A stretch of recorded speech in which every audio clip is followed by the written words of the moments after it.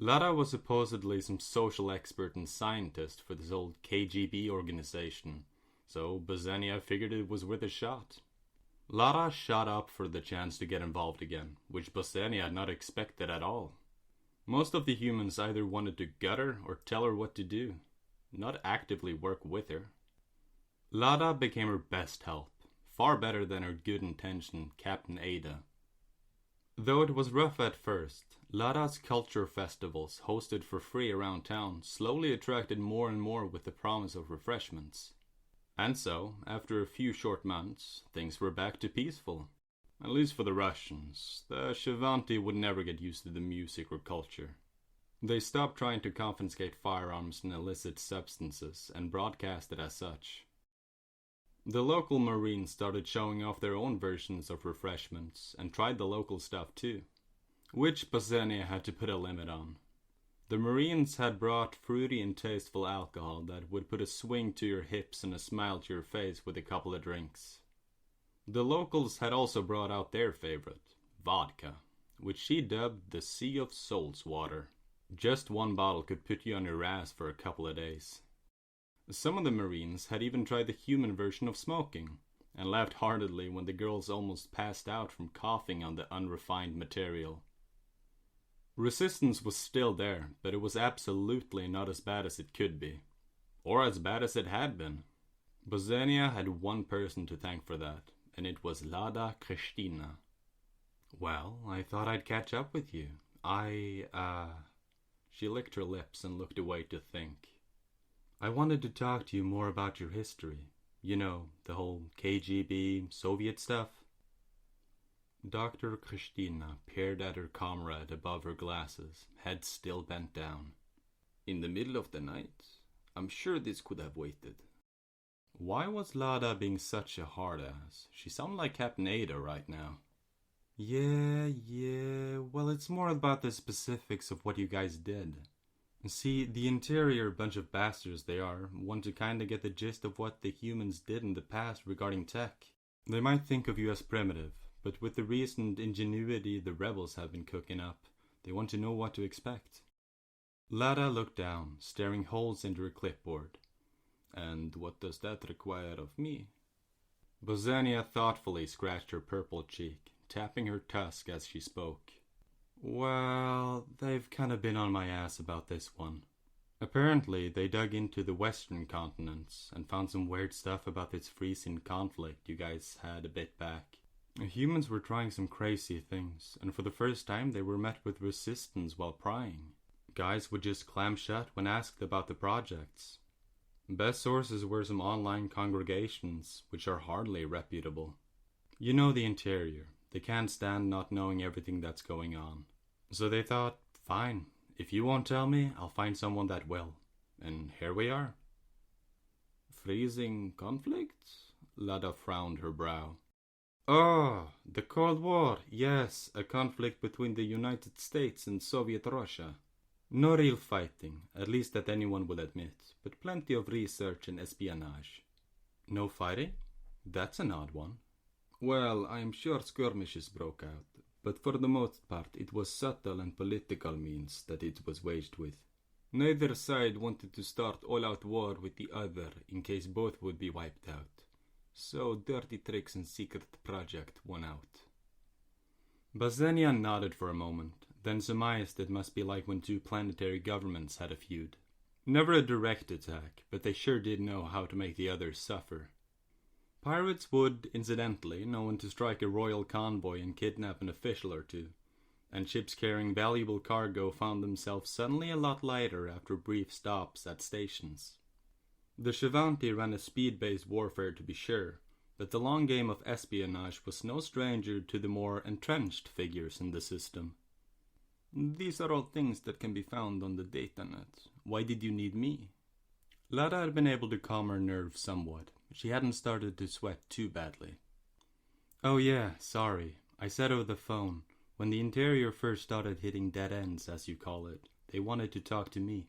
And, with them being the interior and all that, I gave them access to everything we got when we first came here. Digital files and everything. And they found a bit of an issue. Humans started getting into real absurd weaponry, like brain alteration and all that. Shivanti have a good understanding of mental illness and injury, but to try to utilize it as a weapon seemed unthinkable. To be honest, the interiors started to worry. With homemade railguns beginning to appear, they're starting to pick up that humans may not be as dumb as they think. What worried them most of all was the gap in Soviet records for a solid decade. In weapons design, personnel, everything, like it had been wiped clean. Silence. The room was quiet before Lada clicked her pen in nervousness. Yes, well, it was a time of strife. I'm sure some agent or paranoid official simply wiped it clean to avoid backlash. The wall fell and the Americans had won. It was likely research could fall into their hands, and with so many people still working, perhaps it was determined to be better to erase everything. Bazania leaned back and shrugged. Maybe. Seems weird they just dump it all though. Even if it was weaponry, you've already lost. The only reason was if it was. Her golden black eyes slightly twitched as she stared into the ceiling. Morally questionable. Lada didn't bother to stop her now slow clicking of the pen. Again, Bazania, while I would love to discuss history theory with you, perhaps... Bazantia was the one to cut her off this time. I'm getting there, sorry. So the theory was that maybe, just maybe, there was some physical copy somewhere. We know you humans like that stuff, especially after the fuss you made when that poor Marine handled your file case. And so I thought my friend was literally a part of the agency that did all that, so... Her vascular forearms pressed on the table as she leaned across the desk. Do you know anything like that? Bazania could have sworn she saw time freeze, and suddenly the nervous wreck of Lada became Dr. Christina again. I am sorry, I do not. Lada began to push back her chair, cursing herself for losing her cool like that. She was Lada Christina. She was a head scientist at the Operational Technical Directorate for the KGB. She broke anyone in her way. They didn't break her. She huffed, assuring herself with newfound vigor. She had done this plenty of times. Deny everything.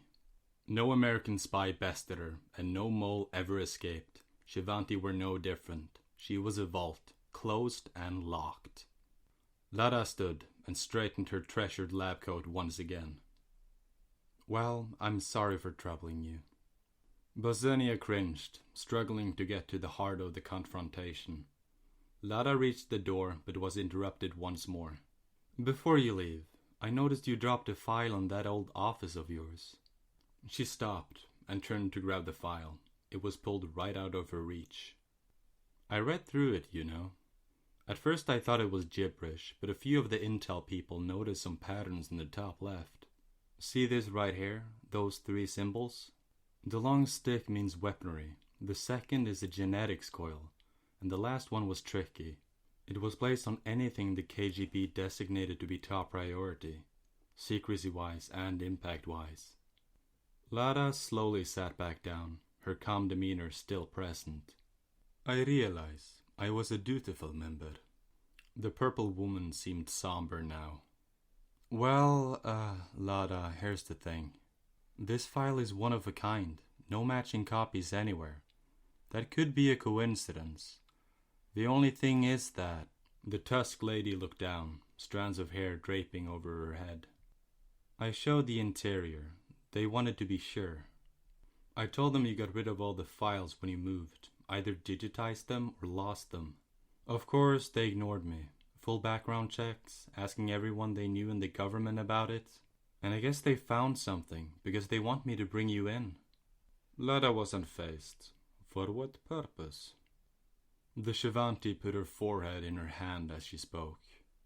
Listen, Lada, the Shivanti are different, much different. Some things that are okay for you are not okay for us. And of course the other way around too.